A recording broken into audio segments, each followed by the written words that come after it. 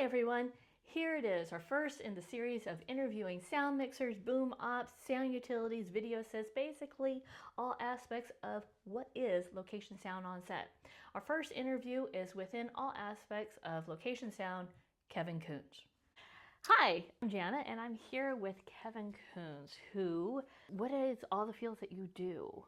I'm primarily a sound person. That's my background since I was a kid, playing music, enjoying music, and then playing guitar, and then learning how to record my band. That's been the foundation of why I do what I do. And then only within the last year or two, I've been able to get into the video assist world through the union, and that's just opened up another opportunity for me. That I didn't even know existed, really, to be honest. So it's great that that's around. Yeah. Where did you come from? Like city, state? I'm a Los Angeles native, born and raised in Long Beach, California. Which is rare, yeah. Yeah, not a lot of people. So Yeah. that said, it is a far enough drive that I don't feel like I'm quite in the thick of it. So I'm a little bit on the outskirts. Yeah. Which is nice, but at the same time, it does kind of make me want to be closer or whatever. But What drew you to sound? How did you start? again, the love of music. I remember watching the record player and the tape player in the cabinet, at the house when I was a kid, and just, I think music moved my dad in a way that nothing really moved my dad, and so. That was a thing that I caught on to. And then he played guitar when he was a kid and kind of got away from that. And then we started to play together when I was 9, took some lessons. And again, he didn't really stick to it, but I did. Yeah. And I got into, alternative music in high school and started a band. And that was it, learning the technology of how to record us, sound terrible so that we can sound a little bit better next time.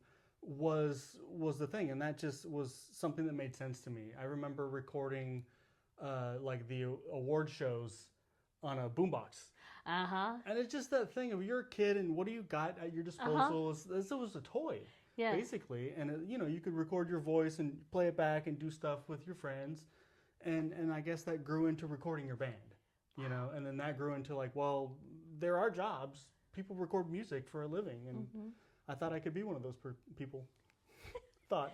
No, you still are. We're working in, Yeah. yes, it's a large lull right now, but, we're still doing it. I still tell people, like, I make my living with microphones, and that is magic. Yeah. In a way. Yeah. So, very lucky. All right, which field in sound did you start off with first? Like, was it in film? Definitely mixing. I started off as a one-man band, as they call it, and mixing out of a bag and taking whatever I can get from Craigslist or other. I had a sort of a mentor, another friend from Cal State Dominguez Hills. We graduated at the same time, Daniel Powell.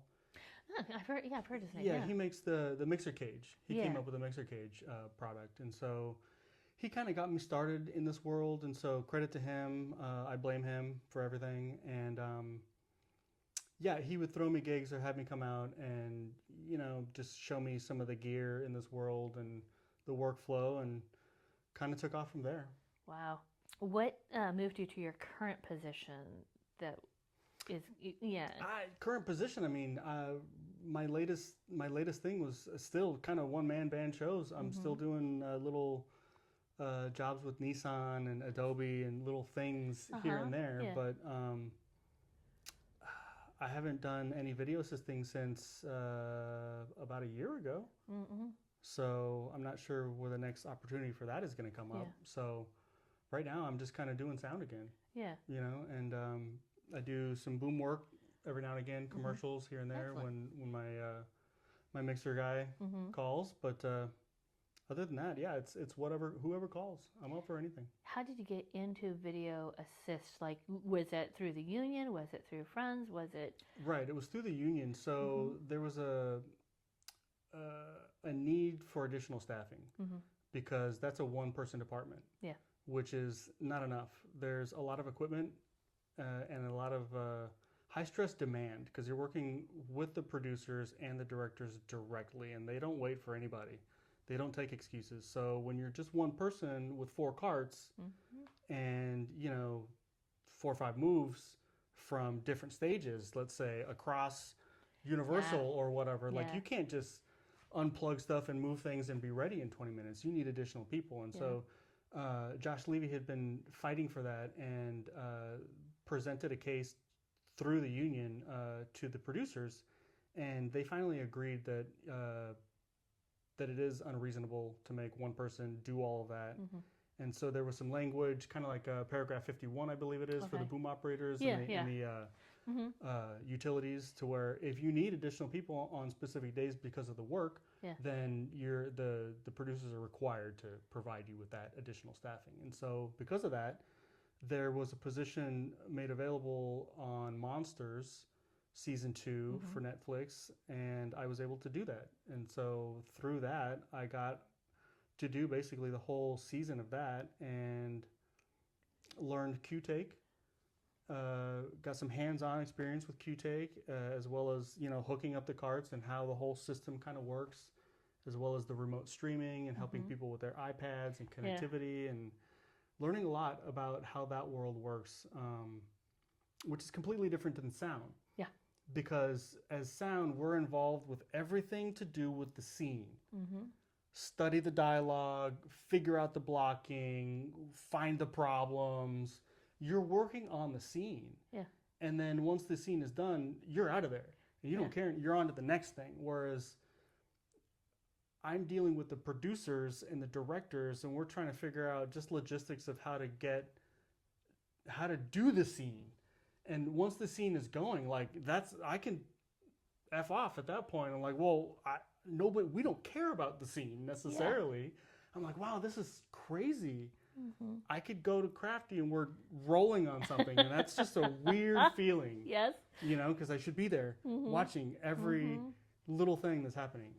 So that was different, but totally fulfilling in a different way. Nice. Who are your mentors and why? Wow. Well, like I mentioned, Daniel Powell brought me into this world, so I gotta give credit where credit is due. He figured this out, and then he brought me in to boom a printer. My first gig was showing up the Silver Dream Factory in Orange County. We were rolling. It was a Canon printer demo, like a bubble jet printer. You remember those printers? Kids, paper.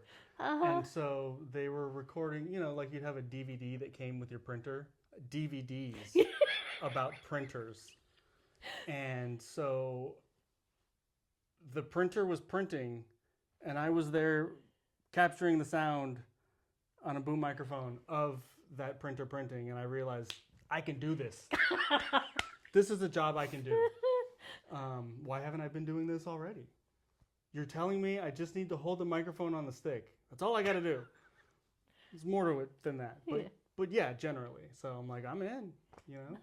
So definitely a mentor in that regard. And then from there, so many people. Another local guy here, Victor Boozy, another mixer in Long Beach, has been really great, bringing me on to some commercial things here and there. Getting political, you know, educating me a little bit in that regard, you know, union stuff as well. You know, he's very knowledgeable in that regard. So, and then Jim Thornton put me on my first indie feature as a boom op, not mixing and booming. So I got a chance to work with a veteran mixer who had done it, and all I had to do was boom. And it was nice to kind of figure that out. So he put me on, we did 2 movies together, and he has passed away. So rest in peace, Jim Thornton. Thank you for the opportunities. And then Mick Fowler basically got me in the union and let me boom a movie that he was doing, another independent movie, but it was, well, not independent movie, it was a union movie, but it was a tier movie. And so I was able to come into that because he needed some people to work on a tier movie. and learned a lot doing that. First union show, working with another veteran mixer with, just a different approach. And you learn everybody's got their own approach. And so that was another eye-opening thing. So credit where credit is due, and he is also sadly passed. So rest in peace, McFowler. And then I guess I'll put it out to Adam Joseph.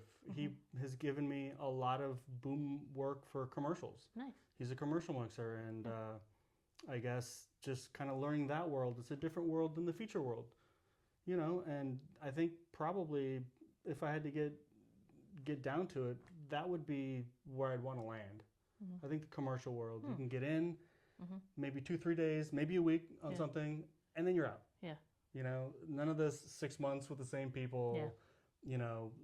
That can be nice, but can also be a little hairy. So the money's good. It's union.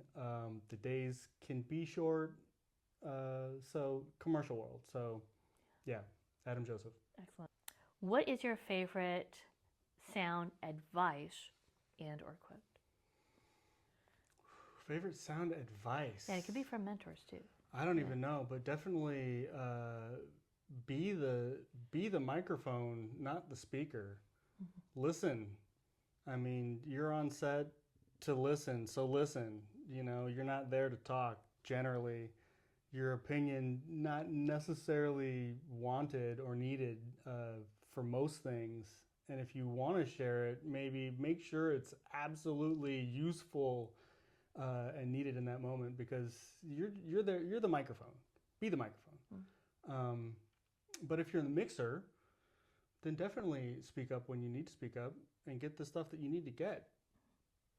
Be respectful, but speak up and be assertive. We're only 3 people. Sometimes we're only 2 people, and sometimes we're only 1 person. And so you definitely need to speak up and fight for sound. But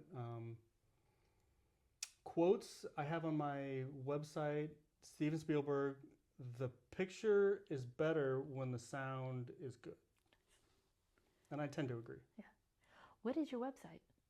sonicboompole.com. There we go. What do you often say on set or to yourself on good days and on bad days? On bad days, you just got to get through it. Just get that check and get home and take a bath and wash it all away. I mean, it's all you can really do. On good days, try to pay attention to the good thing. Like, be grateful for the thing that you're doing and where you're at and whatever. It's a great day. You're getting paid well. They're feeding you well. Everybody's nice. Nobody's screaming. The sound is good.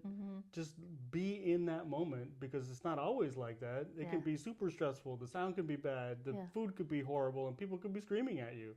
So just recognize when things are going well and just be in those moments, Which equipment did you start off first in with your field?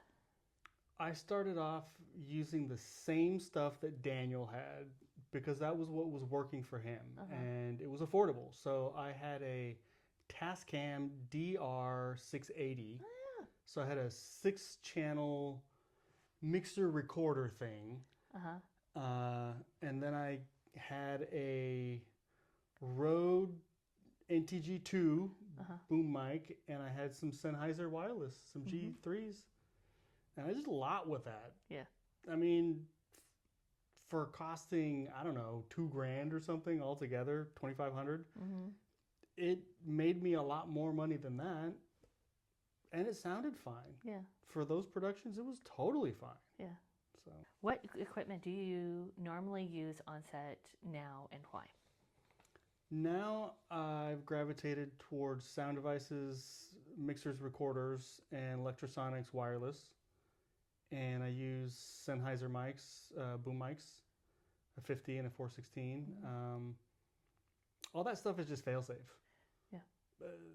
You could do a lot of other things. I don't know that they sound any better or are any more affordable or get me any features that I need. But all that stuff is just rock solid. I've never had any problems with any of my sound devices, electrosonics, or Sennheiser stuff. Yeah. So I'm going to keep using that stuff. Are there any regrets that you should have started in first, whether if it's age or years? Yeah, I didn't get started doing this field of work until I was in my 30s. So Same. I guess had I known, again, maybe through a family member or a friend or somebody else that was in the union, that could have pulled me in and said, "Hey, there's a union and you should be in it. You're a smart guy, you like sound, I can put you on something." That would have done a world of good for me. I can't even imagine starting as a utility or a boom op getting union pay in my 20s. Because by the time I'm 30, 35, I'm vested. I could do something else. Yeah. By the time the strikes and all the other stuff, Yeah. I would have had enough income and stuff to like save and maybe afford things, not be struggling like we all are now. So that would have been nice, I think. So my advice to anybody would be get in the union as soon as possible. However, the landscape has changed and there are fewer union projects. So At least in Southern California or California in general. correct. Yeah. So whether you're going to get in as a sound mixer or not, who knows? But there's comms. Comms is a big thing. Video assist is another thing. So yeah, and even if you don't get in, if you're not a sound person or whatever, you can also join any of the other locals. There's plenty of work in the other things. I mean, if you want to change your craft, stick within union. Yeah. So yeah, and just starting out sooner, I didn't even know about this. I was pursuing studio work, which is kind of like pursuing low budget narrative stuff where it's just like, it's musicians. Musicians don't have money. Yeah. And unless they're signed, they don't have big studio budget. And if they do, why are they calling me? I'm nobody. I don't have that CV yet. Yeah. So it's like, okay, well, you're going to start out, you buy the gear, you buy the Tascam stuff, and you find the clients. And, I didn't know how to do that in the studio world.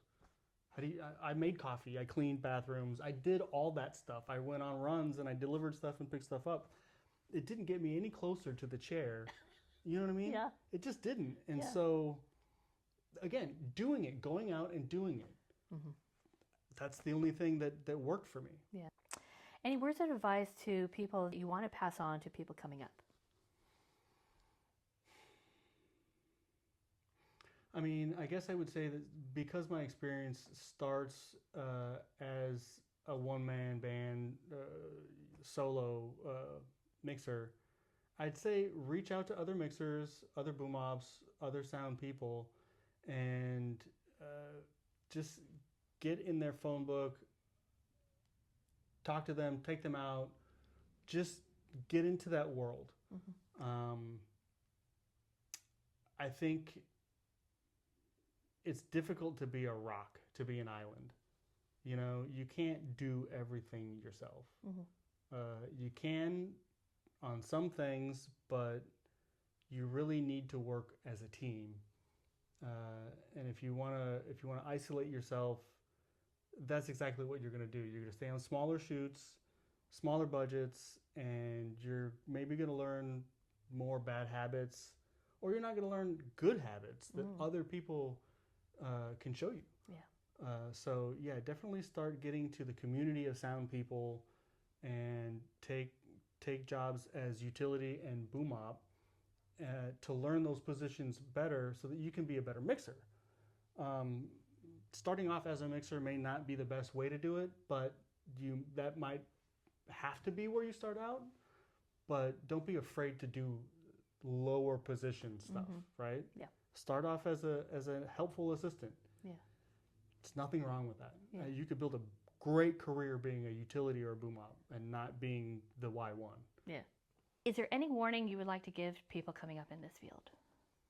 I would say clean your own house before you walk into somebody else's house, in that if you've got some baggage or some stress or some whatever happening in your life, fix that, deal with that, get that under wraps or whatever, or deal with it enough that you're not gonna bring it on to other people on set, because everybody else got their own stuff happening. So a film set is just a ton of people with a lot of stuff happening. We're all emotional beings. be nice to people. Mm-hmm. That's really it. People are having a bad day, support them, I guess. But yeah, don't be mean to people. Don't undercut people. You know, the warning, I guess, is, let's say, don't put all your eggs into one basket, because I mean, oh, you're a mixer. Well, something might happen with that. Your contacts might go away, and then what? Well, if you're got boom op skills, then maybe you can fall back on that. Reach out to other contacts, or same thing. If you're a utility and your work dries up, maybe you can boom, or whatever. All of these things. So like, our industry has changed so much. Yeah. I mean, maybe I thought I could do this forever, but maybe I can't now. So what? So have an exit strategy, have a backup plan, have a side hustle, have a partner in your life. Yeah. You know, it's hard to go alone, you know. That's the warning, is just constantly be looking out for what's next.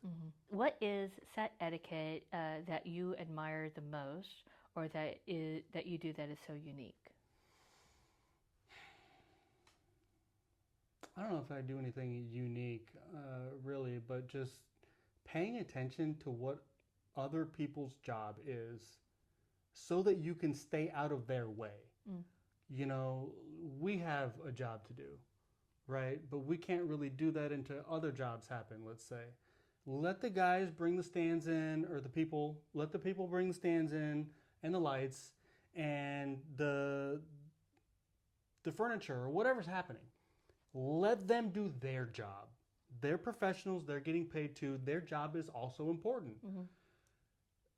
Give them the time and space that they need, while also, you know, being respectful and letting them know and communicate that you also have a job to do, and you have things that might affect their job. So give them the space, but let them know that you're going to come in and do some stuff too. But we can all work on this together.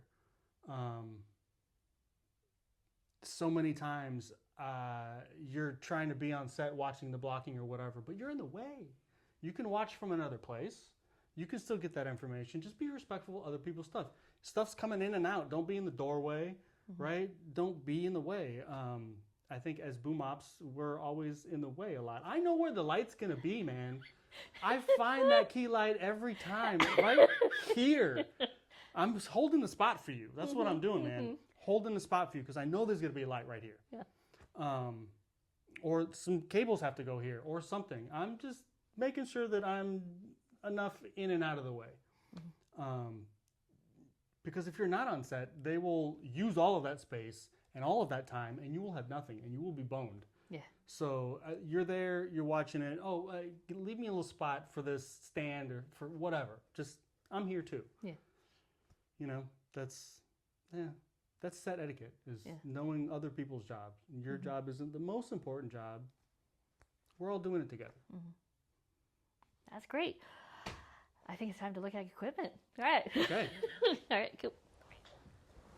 Here we are in the garage. It is a mess. I am sorry. As you can see, sound stuff everywhere. Yeah, but this is sound. Sound stuff everywhere. So I don't even know where to start. I've got a ton of gear from people who have semi-retired or passed away that I would love to get rid of. O1V. I've got a PSC Solis mixer, if anybody's interested. You know, just stuff. More stuff. This was going to be kind of the feature card. I was going to set up like boom recorder, so just a little interface and a little 8-channel mixer. Context, nothing crazy. Mac Mini. This is kind of the daily driver that holds all the junk. It rolls really nicely. It holds a lot of stuff. Just does the job. So yeah, just this is kind of the station for repairs and things. I'm doing some headphones.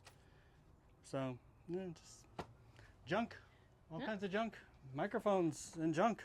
Now pull down that very large Zeppelin right there.